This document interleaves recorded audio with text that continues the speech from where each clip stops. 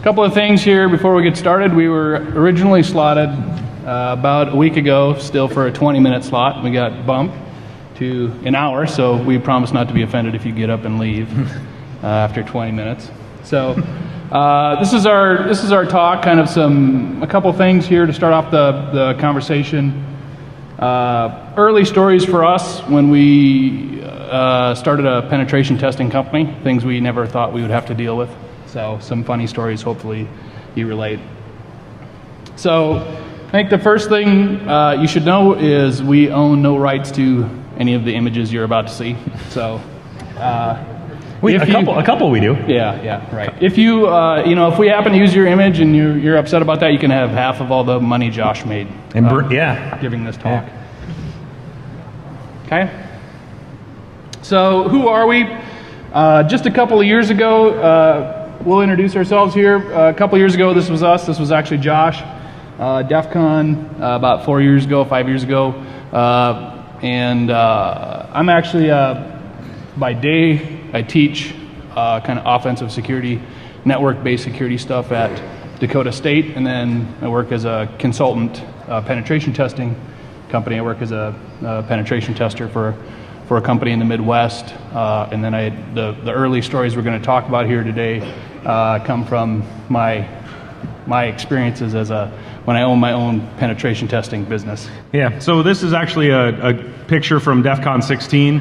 That was our first year we came to DEFCON, and it was, we showed up at 10 o'clock on Friday morning thinking it was going to take 2 minutes to get our badge. And that didn't work.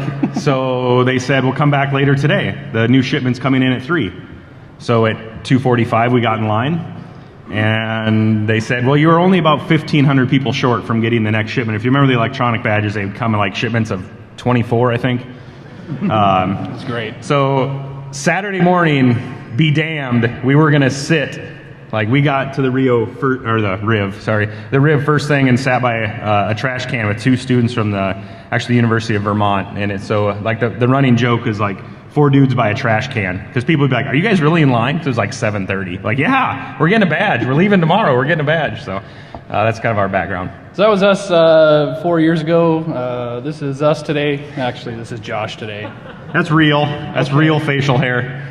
All right, so we don't really dress like that in South Dakota, but I had to work this picture in because it's a great picture of Josh.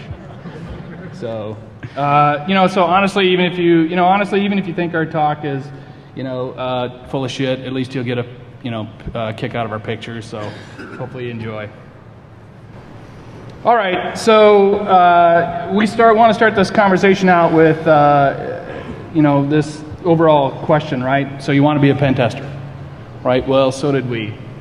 So kind of getting back to the story here, talk a little bit about the business of pen testing and some of the surprises that we ran into along the way when we were kind of going through some of this stuff. We started out, if you read the description, pretty naive, pretty much a couple of lamers trying to make a difference in the world. So I actually started a penetration testing company, and then connected with Josh as the company grew to do the offensive web side of things for me. I couldn't handle everything at once. So it seemed like a pretty good fit at the time, right? It seemed like we were doing some pretty fun stuff. So you want to Yep, and of course it changes, but these are pictures. You guys probably recognize some of these guys. Jared DeMott on the left there, and then Moxie and Joe Grand. They actually came out to South Dakota. So there's 2 things you need to know about these pictures. The first one is it's April, but for some reason the steakhouse that we're eating at has a Christmas tree in the background. Not really sure why, even though Moxie's like, dude, this is weird, there's a Christmas tree. It runs full year. Oh, it runs full year? Oh, yeah. Okay, that's even weirder. And then those guys are getting ready to chow down on some Rocky Mountain oysters.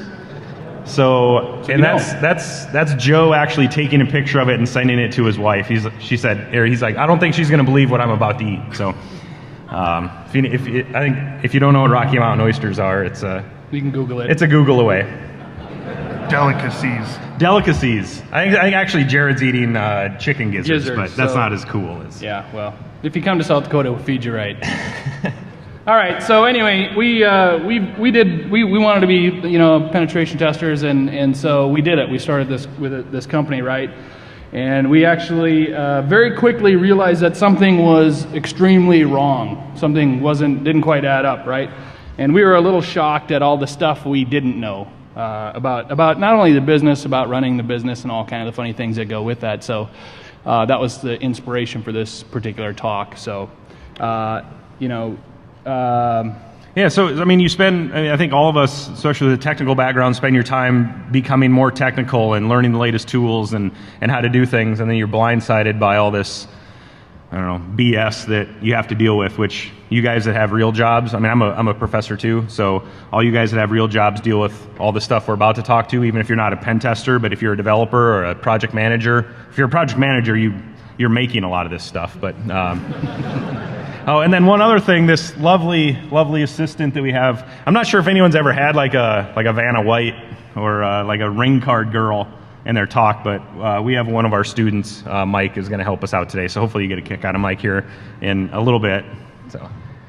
So, Mike, that's your cue. Woo!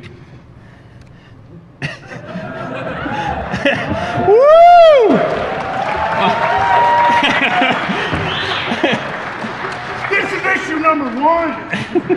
I mean, if you go to DEFCON most years, there's no girls, right? I mean, there's tons of hookers or girls here this year. You know, I mean, Mike was like the sexiest thing I could come up with. I didn't know all these girls were going to be here this year, so.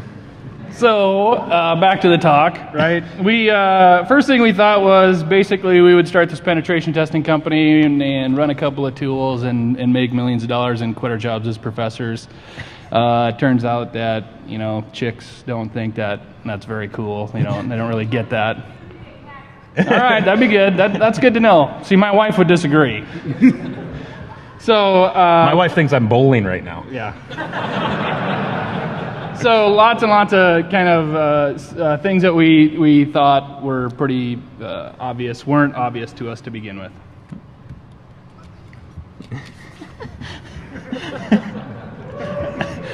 It's going to get better. He's promised it's going to get more sassy as we go. Okay, so like everything, any type of business that you run, this goes across the board. It boils down to money with the business. We learned that very quickly, right? We didn't realize at first that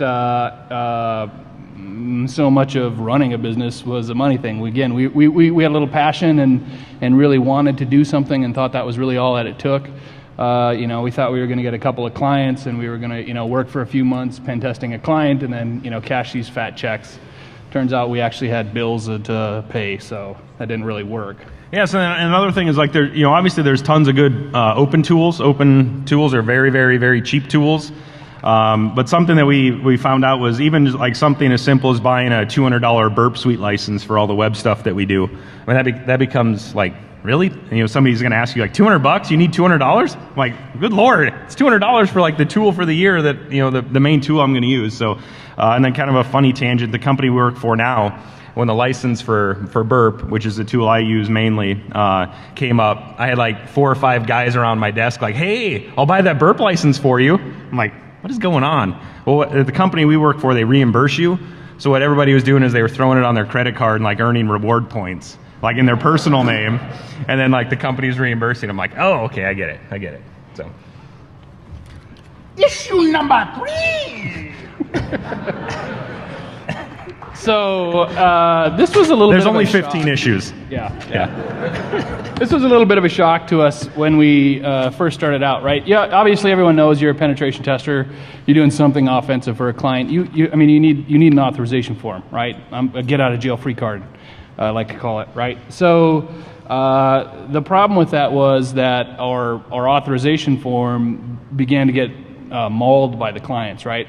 We need to know all kinds of things from you. We need to know what IP you're coming from, when you're coming from that IP, you know, how quickly you're going to run your scans, how much bandwidth you're going to have. So, and we talk about this a little bit more a little later, and actually that whole series can be another talk. But there's all kinds of things here, right, that I mean, if we're going to run a penetration test, let's make it something that adds security value. Well, I mean, if I'm giving you a form that says I'm coming from this IP address at this time, and I'm going to run, you know, these tools against you, Well, that's not really much of a penetration Yeah, test. and then the form was something that both the client and some of our management wanted. I think it was kind of a CYA in effect. When we first signed up, we wanted to say, like, well, give us like a 30-day window. Like, give us like a whole month. We won't tell you when or how or for how long or anything. And at the end of the month, then give us, a couple more months to write a report, and we'll get it back to you. No, they wanted like, here's your 2-hour window to start. Needs to be done by business hours. And so those. I mean, it's something that those companies deal with, but you kind of have to fit yourself into. Yeah, so I mean, this gets back to, and we'll touch on this in a little bit, right? It's all about educating your client, and there's lots of good podcasts out if you've been following the community at all this year, and lots of good speakers have brought this issue up. So we'll come back to this. Gillette makes a razor named after this one. It's called the Quattro. Ooh, that was bad. That was bad. We might actually make him stop. Uh-oh. He's going to disrobe.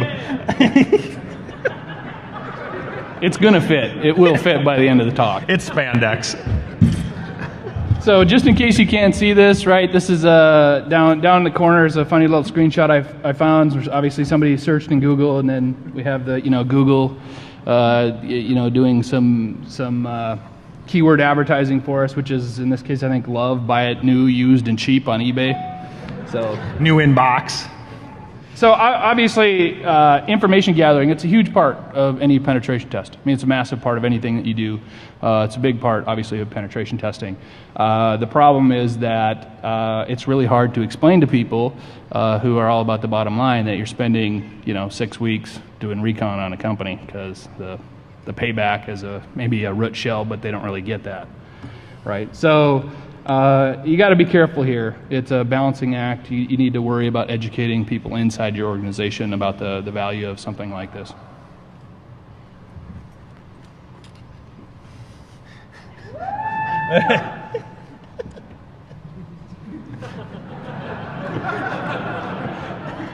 So I know.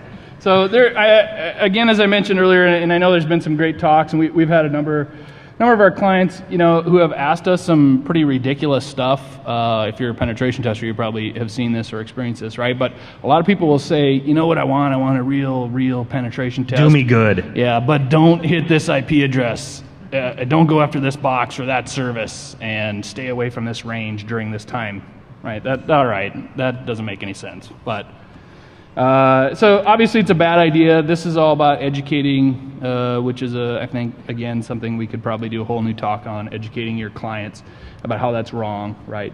And I think, one that kind of sucks, probably the worst, is, they want what they think is a pen test, but they don't want any exploitation done. So, they want like a vulnerability scan. They want a vulnerability scan or vulnerability assessment. They don't want like the biggest, nastiest thing we can do on the web is a pop-up window with a stored cross-site script or something, and then you try to explain to them why that's bad, and they're like, well, it's just a pop-up window, right? I mean, things that people were talking about 5 or 6 years ago, and they're like, well, and you're like, well, no, that's proof of concept that we could inject arbitrary commands, and they got nothing. Yeah. So.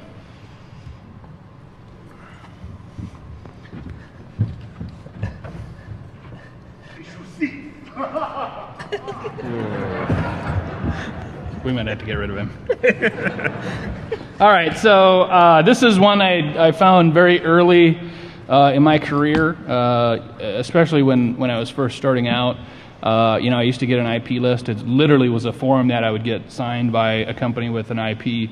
They'd scratch something on and fax it back to me, and then I would type it into my pen testing box, and then I'd scan them and run all those tools, and every time I would scan them I would retype the IP address, and inevitably I'd fat finger something, and then the guys in suits or the ISP calls me the next day, and we've been blacklisted because I have chubby fingers. So there's a number of issues here that you can run into. Be careful with this. There's some very easy technical stuff you can do. You create your IP address, dynamically, so you're never touching it. You put it all back on the client.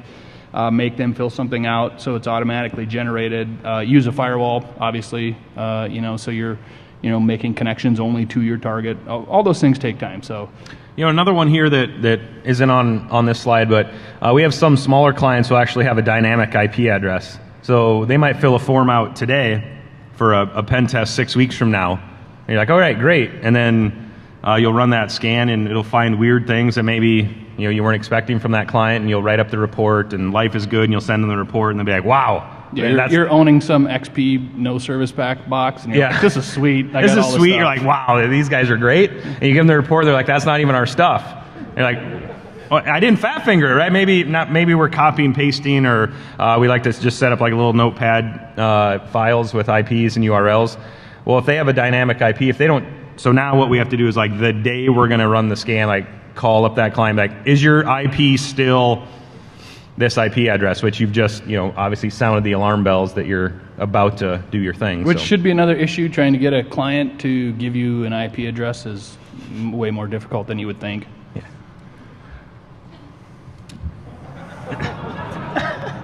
Issue 7! So, are you Bulgarian or? All right. There's all kinds of issues with expectations, right? This runs a gamut. Especially one of the first areas that we ran into this was with the concept of deadlines. People who are maybe not, maybe they know the pen testing process, but from a business standpoint, again, going back to the first one where we deal with budgets, you can't spend, an infinite amount of time doing a pen test and gathering information against a target. They're worried more about the bottom line. So deadlines become this kind of huge role. These internal expectations, and then trying to work through this issue with, your management process, kind of becomes a really big deal, right? So. In-house issues. Yeah, so some in-house issues, like you have to know or educate hopefully before they talk, like any sales guys or anybody who's going to talk to a potential client. So, we think we have a pretty good wrangle on like the guys who do sales, the guys and gals who do sales on different levels of scans or pen tests, how long those are going to take, what the report's going to look like, sanitizing a sample report and getting that out to a potential client, and life is good. But what I would urge you to do is anybody in the company could talk to a potential client and say all sorts of goofy things. So it might be a manager, it might be a consultant, might be a financial person in the company that, their uncle owns a company and promises the moon on a pen test or something. Which, it's obviously really easy the first time you talk to that person, say, no, that's not really what we do. But a little bit of education up front, just internally, will help out. So, right. We've had all sorts of things like, huge ranges that somebody has promised to be scanned in a matter of, minutes or hours, which just isn't realistic to even get started. Yeah.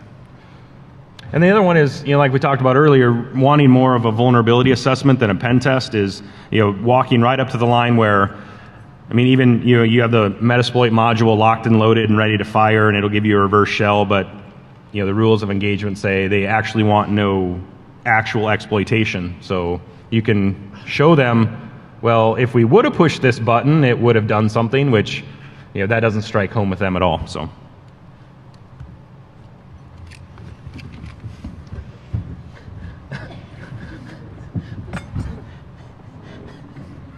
All right. I'm beginning to think Mike was a bad idea. All right. So the flip side of that, so the last slide was all about kind of your internal expectations, especially if you're from a company that includes multiple levels. That tends to blow up very quickly. You need to work and manage that process of whether or not you have salespeople out in the field who are selling for you. You need people that understand that process, whether or not you have a business manager or somebody that's all about the bottom line. They need to understand that process and why something like information gathering is important. So the other side of that is the expectations you will have from your client. And we get a lot of stuff like, okay, so I know you just owned the box last week and you totally destroyed us, but now we fixed XYZ. Can you just give us a quick rescan, right? Which, again, defeats the purpose of the pen test. And probably another one of our favorites is we get a lot of consultants, or not consultants, but the actual clients that will actually call us and say, we're 24 hours or 48 hours into a pen test, and they'll be like, hey, how's the pen test going? Can you give me an update on the client? Test? Yeah, the client. Yeah, we want to know how it's going. Can you give us a quick summary of the results? We haven't even generated a report. Sometimes we're not even done with the actual scanning of it, so obviously that's an issue to try and deal with. Yeah, and then another one is we'll work with clients who actually outsource most of their web app stuff. So if there's any issues down the road, then we end up talking with a lot of developers from other companies that built the web application. So a funny true story is we actually had a company called me. I gave my cell phone, because that's the easiest way to contact me. They said, I hope it's okay, but I gave that third-party development company your cell phone in case they had any questions directly. I'm like, oh boy.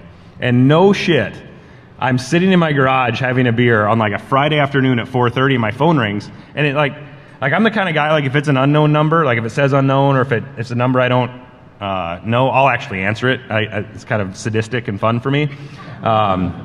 So I opened the beer. I opened my phone and say, this is Josh and blah, blah, blah. And it was this third-party company with like 4 guys just foaming at the mouth around a speakerphone that wanted to talk about this vulnerability I'd found in their web application. So I'm like, okay. So I'm like trying to open a beer and talk on the phone. I'm like, trying to like keep the beer sound down and talk to these people. So that's client expectations are, I'm more than happy to talk to your third-party vendor. You probably shouldn't give them my cell phone number until I tell you it's okay. So.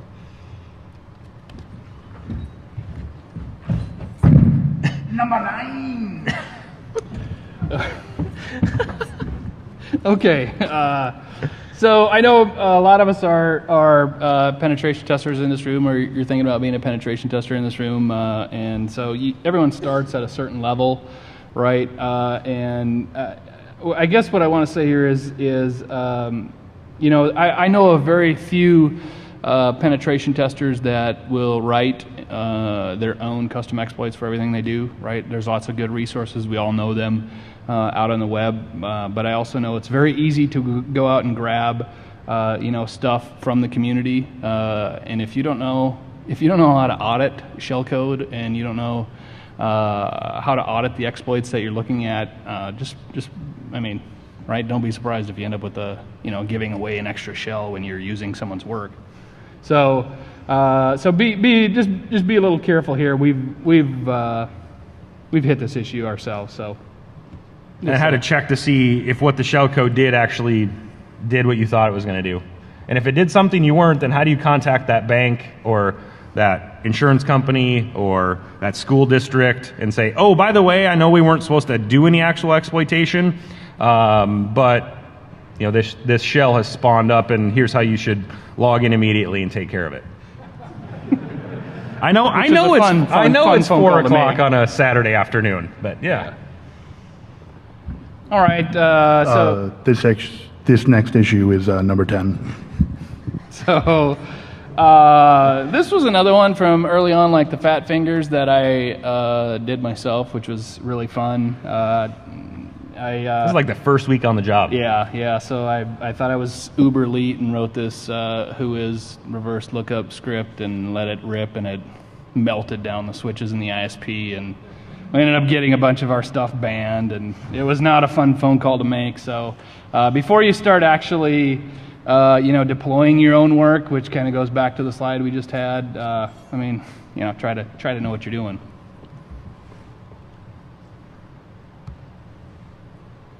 That's quick. I That was haven't a quick prepared one. this one yet.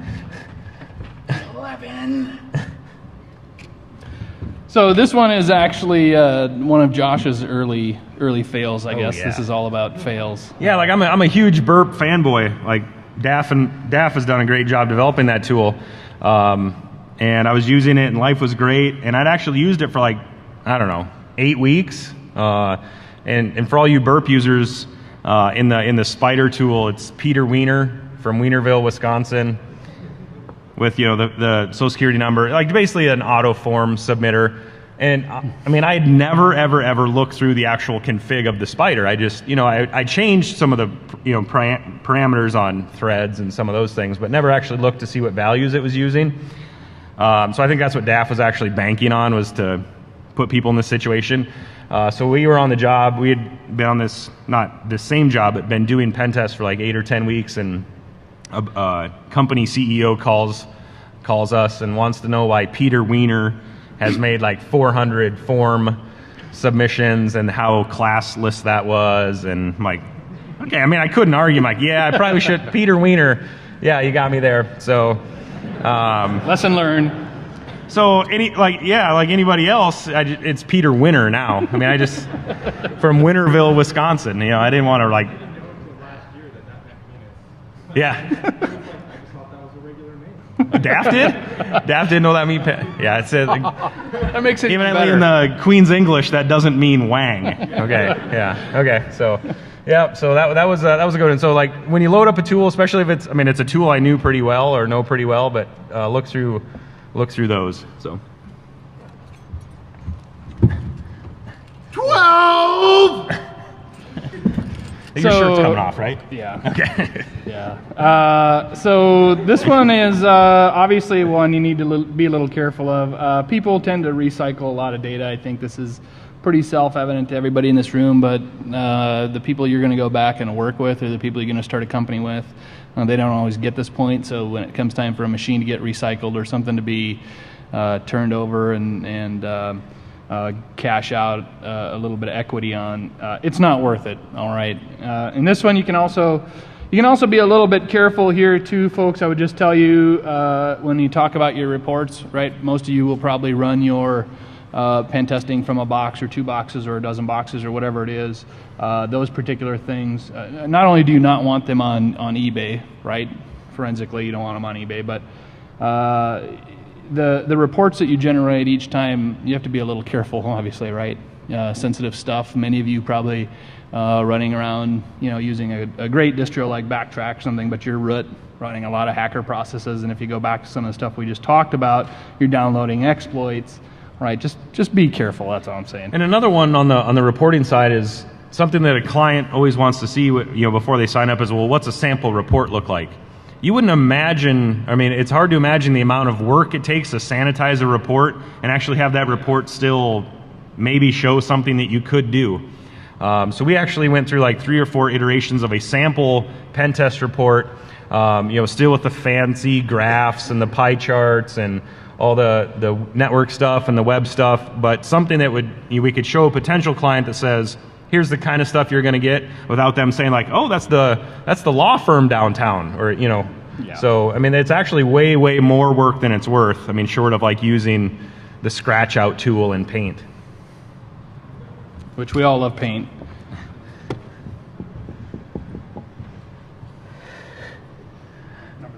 Oh, what do you like that mic not on? Nope. Oh, number 13. AV guys love you. So I've been on both sides of this before I came back to academics, before I started the penetration testing company and became a consultant, pen testing consultant. I was on the defensive side of things. And so this one touches home to me a lot because I was very protective of my networks as a sysadmin, especially as a security labeled sysadmin, right? And so this one you just got to be careful how you present it, but sometimes that's the way it goes. Yeah, and this one, something really great, I think, for most pen testing firms is to provide some sort of feedback above and beyond the report. The report is the exhaustive, go-to resource at many different levels on that organization. The CEO can read it, the manager can read it, the developers or the network guys can read it. But giving those people the green light and saying, if you want to discuss your reports or your findings, let's do that. And I think that's a great thing. But that's also the time you get the sysadmin or the developer just with sharpened elbows on the other side of the phone, ready to take you down. That's just part of it. So you have to go into that with trying not to offend them or anything. Oh, this is a kind of a related one, Mike. You can stay down on this one. This one is 13B is actually most. And we do this with the firm we work for now is pen testing our internal systems. So I always call it like working the forbidden speed bag. So just like any sysadmin from another company, your own developers or your own sysadmins will take it really personal if you find something on their systems, or if you put up a snarky pop-up box like this on their web app, and send them the report and ha ha ha, funny, funny, funny. The only difference is instead of being like thousands of miles away on a phone, they like walk around the corner. Be like, what the fuck, man? You know, so like, okay, all right, so yeah, so you can be as snarky as you want with your pop-up boxes. So. Yeah, I think as a side point there, I mean, the point here again is, I mean, you're a PT firm. You should either get another good PT firm to come at you, or make sure, at the very least, make sure you're doing it yourself. All right, so eventually we found out, which we didn't realize. Oh, issue 14. Oh yeah, I was all right. Go ahead. You got something good? Sorry. I don't really have a card for this one, but you know. Did you shave it into your back? I'm not as hairy as you. Okay. Yeah. So, issue 14. Oh, now you're sad. Okay. All right, here we go. So this was a big shock to us, right? We thought, you know, we were going to be these elite hackers and print the money in the basement and do all these fun things. That's all we had to do. It turns out report writing is a massive component to what you do. Yeah. It also sucks. Right, because unlike a lot of the jobs in IT, pen testing, almost everything we do, right, is behind the scenes. And so it's not like a manager can call up and say, you know, give me a metric on how many, you know, lines of code your department wrote today or something like that. I mean, it's a different beast to handle. And so a lot of times, as many of you know, the pen testing report is the final outcome. It's the final thing that your client will see. It represents you almost in your entirety, and you know, so it becomes a big deal. Yeah, so I mean, we've gone everywhere from like writing this thing completely manually, or by us I mean other workers that work with us, to trying to automate that as much as we can, and by we I mean other workers that work for us. So I mean, this is something that you have to do. So yeah, it's just kind of the do it right. Make sure you do it right. I'm sure most of you know this. When it comes to report writing, we try to tell. We're from South Dakota. Very ag-based, so we try to provide our reports in 3 levels. The top being one that you can give to any farmer and have him at least make sense of it somehow, right? Which is very difficult to do. The second one being a more executive technical summary for the technical managers, and then the third one being some very detailed stuff that the sysadmin security people can really dig into. And you can kind of see the progression there. Everyone does it a little different, but it's a huge part of your job that I guess we didn't really expect.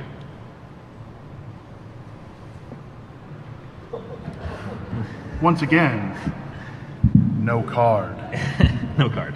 So obviously one of the issues, this is again more dealing with the client expectations. When we talk about that type of thing, one of the things that you need to really, understand, and I know this isn't the audience maybe to try and preach us to, because we all get this, but your clients don't understand that, right? They're going to pay X number of dollars for a penetration test. Once they pay those X number of dollars that pen test, they're going to assume that you are now liable for their security for however long, right? And so that's just not the way it works, right?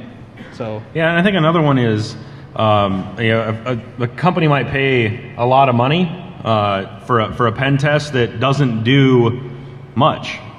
It might be some automated tools, a little bit of manual digging around, a little bit of manual prodding, and for them to check the box, that's enough. And you're leaving a lot of goods on the table, a lot of things, a lot of tools, a lot of techniques that you never even got to try. So that's kind of a bummer from your perspective, because you want to dig in and you want to have 90 days with these people and you want to thrash them around a little bit, whereas they want it to kick off at 4 o'clock on a Thursday, and by Monday they want the report and they want all green check marks and life is good. So that's a big education thing, is that we didn't do everything we could or everything we wanted to do. So you're only as secure as the things we did at that moment in time, which wasn't much for very long.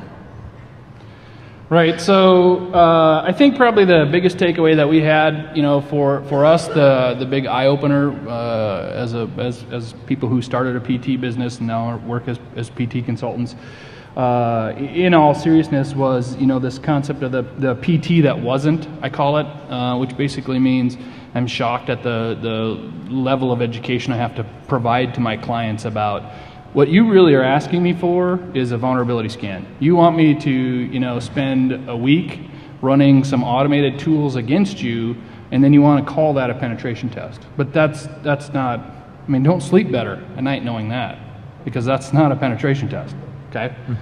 So I think that's probably for me the biggest thing that I didn't understand in penetration testing. And I think related to that, a lot of the industries that these companies are in, that does count as a penetration test. If they're a standardized institution, such as a bank or a hospital more and more, they have standards written by non-technical people that say a pen test or a technical experiment against your network and systems means these things. And those 4 check boxes basically add up to a vulnerability assessment or vulnerability scan. It's not a pen test. It's not what any of us would define as a pen test, but that's what the company wants. So I think a lot of times, right, in our case, it's a balancing act for us, to provide what management wants, fighting back against that or pushing back against that, and then also providing, realistic value to the clients. We're not hardcore elite pen testers. There's lots of great people I know in the industry, and I just want to give a couple of heads up. If you're looking for hardcore stuff, look at like Eric from Lair's, Eric Smith here. So there's some other guys, Attack Research. I know Josh does some stuff with DAF and Stuttered on Burp Suite. There's lots of really great things out there. Just be educated in how you work and how you get this stuff. And that's all we have. That was a 35-minute, 20-minute talk. Yeah. So if you have questions, we're more than happy to stick around. If you want to get a head start on your next destination, that's perfectly okay. Thanks for coming. Have a good day. Have a good con. Cool.